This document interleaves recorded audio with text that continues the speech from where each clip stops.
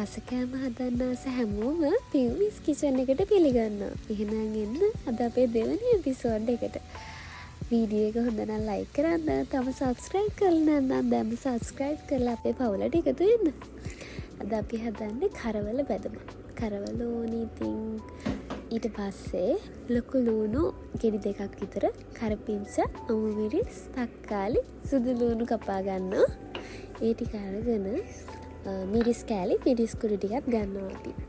ඊට පස්සේ පෑන් එකක් රත් වෙන්න තියලා චුට්ටක් ඒකට තෙල් ටිකක් දාගන්න ඕනේ. ඊට පස්සේ මේ තෙල් හොඳට රත් වෙනකොට අපි අපේ කරවල කෑලි සාමාන්‍ය චූටියට කපා ගන්න. කෑලි කපාගත්ත කරවල ටික මේ තාච්චිය හොඳට රත් වුණාට පස්සේ දාගන්න ඕනේ බදින්න.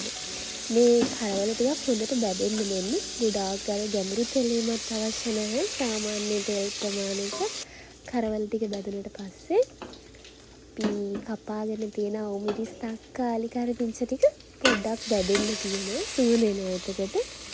බැදෙන්න දාගන්නවා අපි. පිට කැලියන්න. එතකොට අර හොඳට මික්ස් කරලා සුවඳ එහෙම එනවා. ඊට පස්සේ ඔයාලා සැර කොහොමද කියලා බලලා ඔයාලා සැර කන ප්‍රමාණයත් එක්ක සැර එහෙම දාගන්න. මිරිස් කඩු මිරිස් කෑලි මම නම් දෙකෙන්ම දාගන්නාද. ඊට පස්සේ චුට්ටක් ඒක අර චුට්ටක් බැද ගන්න ඕනේ. ඊට පස්සේ අපේ ලුණු එකට චුට්ටක් ලුණු ටිකක් කියා ගන්න අපි සැර කන ප්‍රමාණයත් එක්ක.